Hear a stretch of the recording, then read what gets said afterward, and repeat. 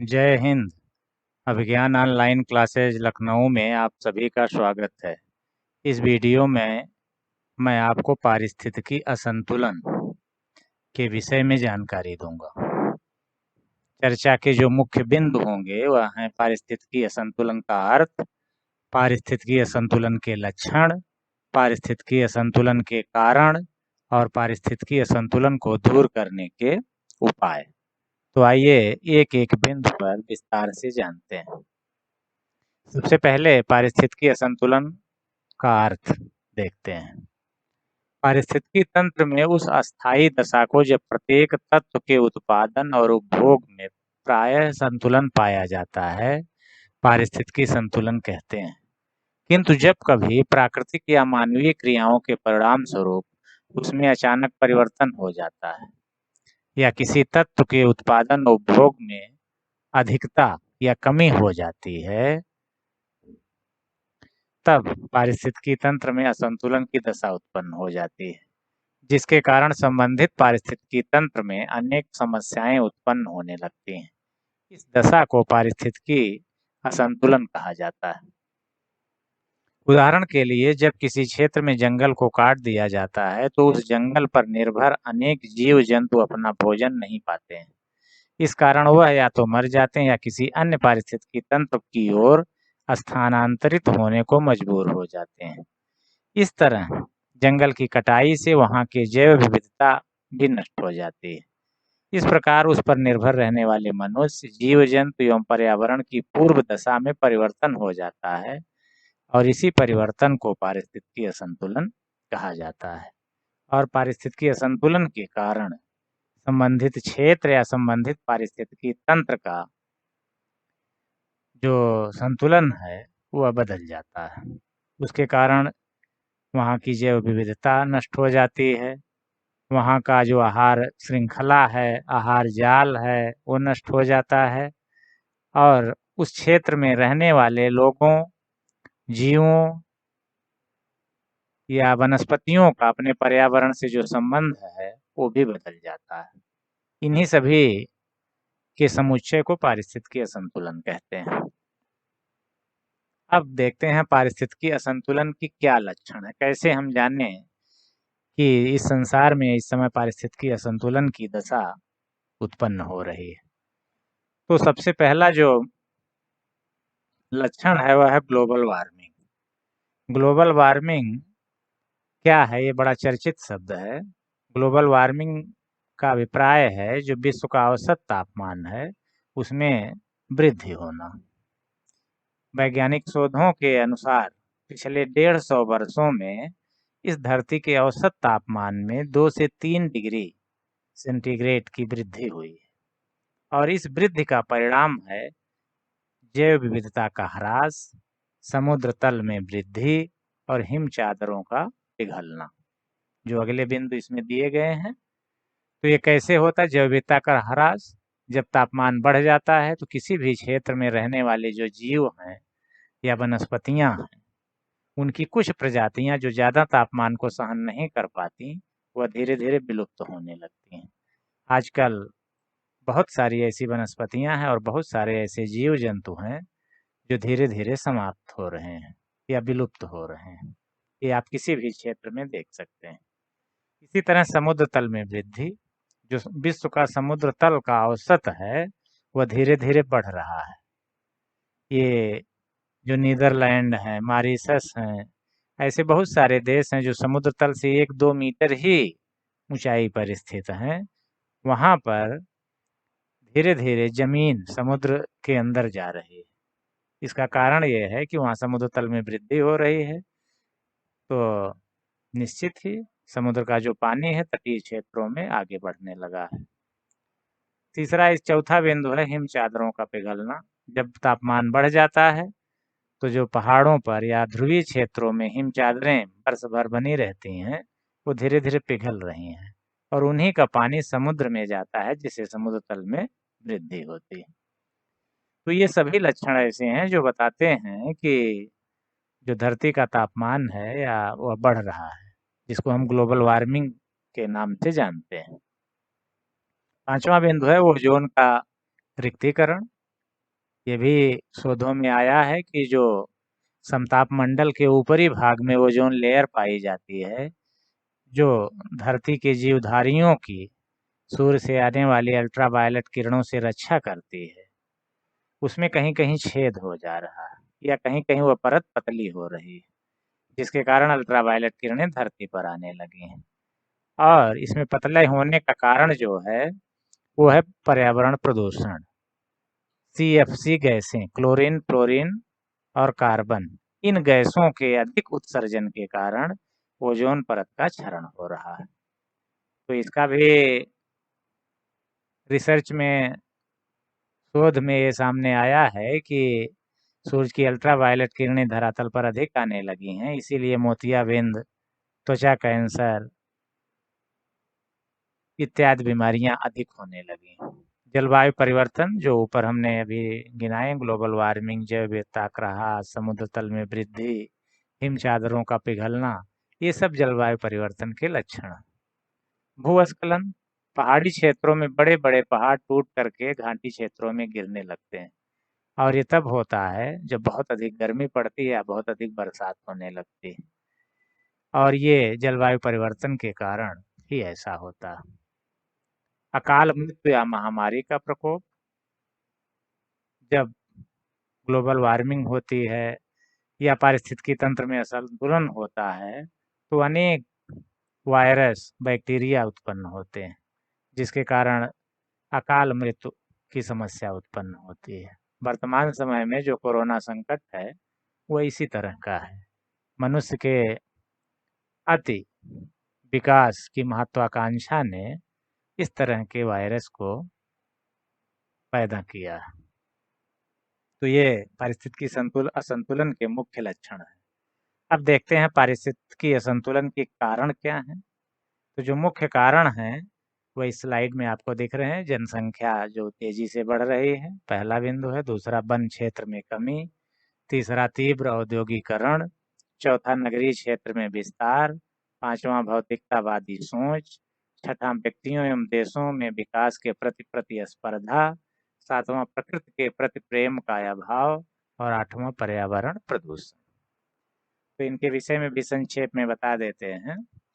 बढ़ती जनसंख्या, जब जनसंख्या अधिक होती है तो लोगों की आवश्यकताएं बढ़ती हैं और संसाधन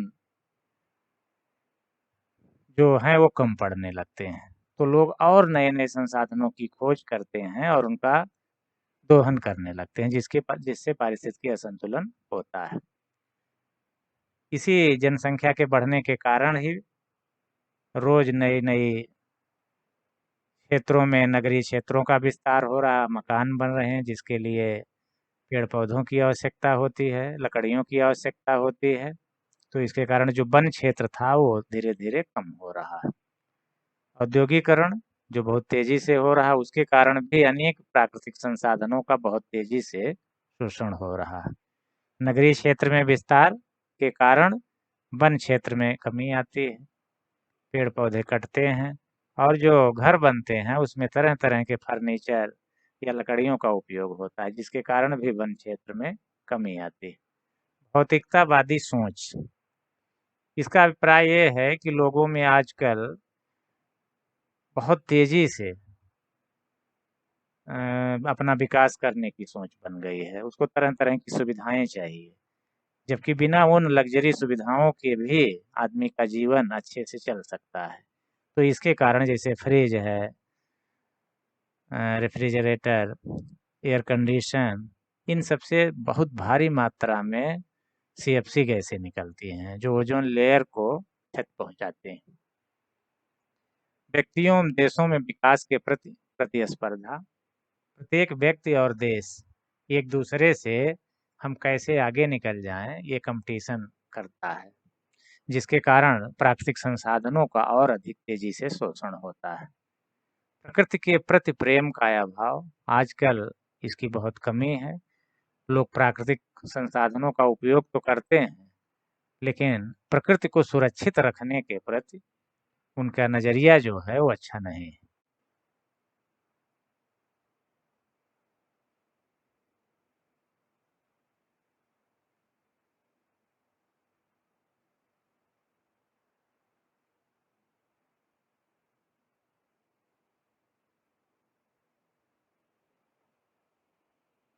प्रकृति के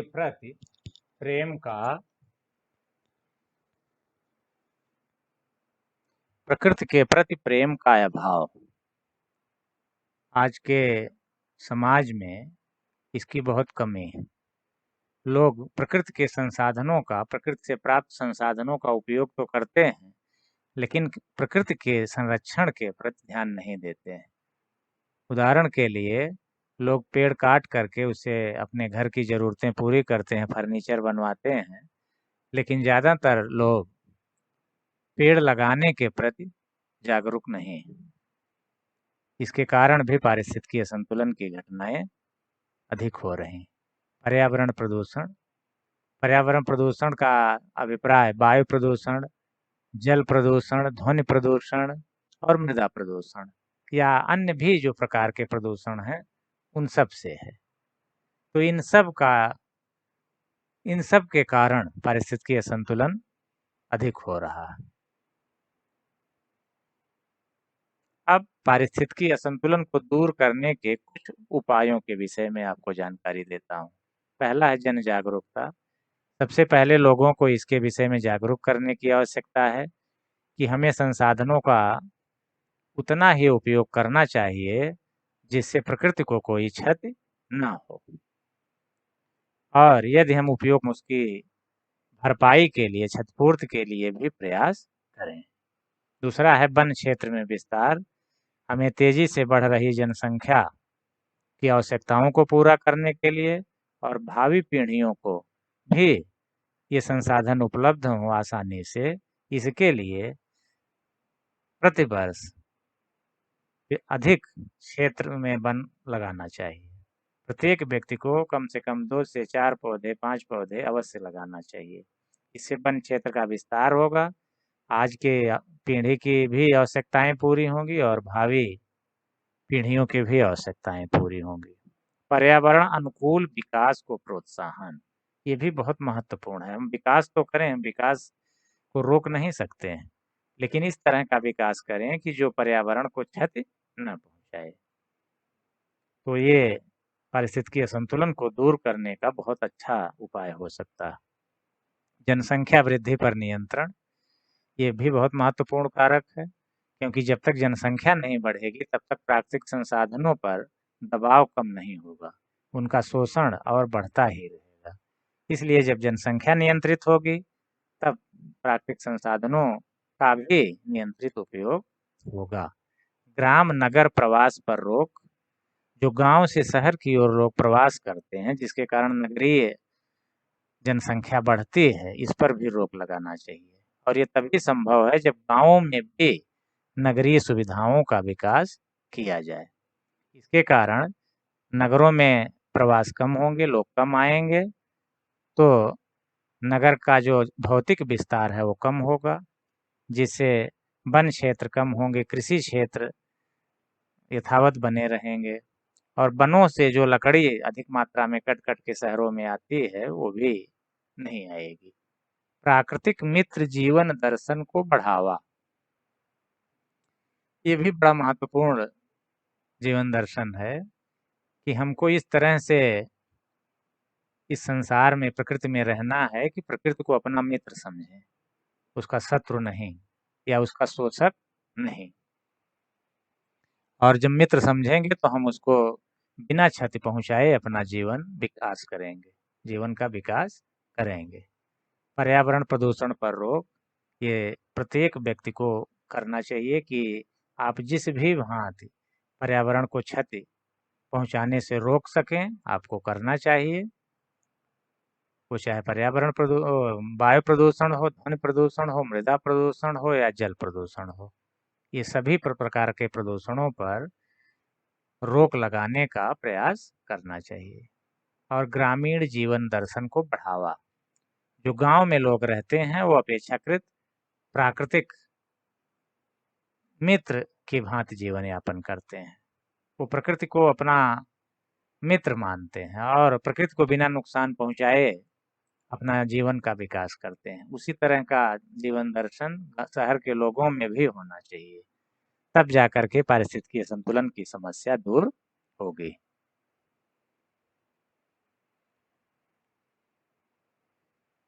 अब पारिस्थितिकी असंतुलन को दूर करने के कुछ प्रयासों के विषय में आपको जानकारी दे रहे हैं।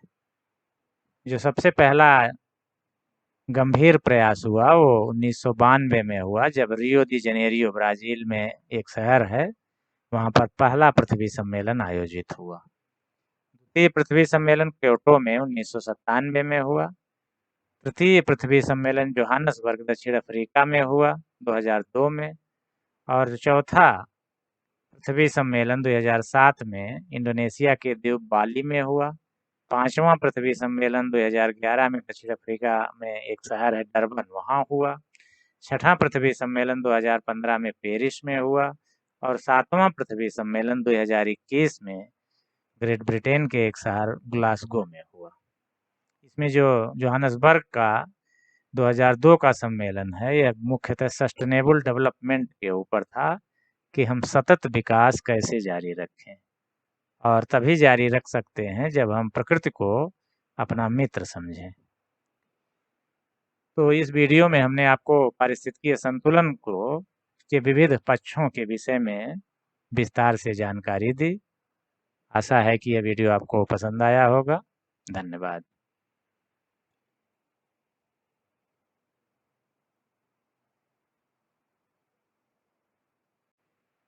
अब पारिस्थितिकीय असंतुलन को दूर करने के कुछ प्रयासों के विषय में आपको जानकारी दे रहे हैं।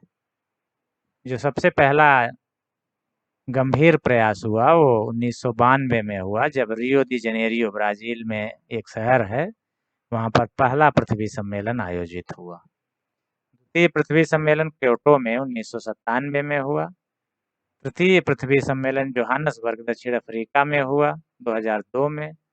और चौथा पृथ्वी सम्मेलन 2007 में इंडोनेशिया के द्वीप बाली में हुआ।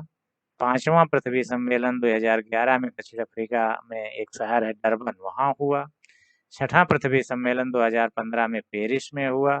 और सातवां पृथ्वी सम्मेलन 2021 में ग्रेट ब्रिटेन के एक शहर ग्लासगो में हुआ।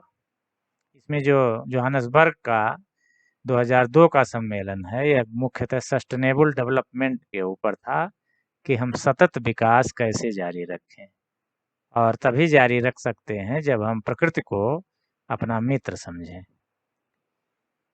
तो इस वीडियो में हमने आपको पारिस्थितिकीय संतुलन के विविध पक्षों के विषय में विस्तार से जानकारी दी। आशा है कि यह वीडियो आपको पसंद आया होगा। धन्यवाद।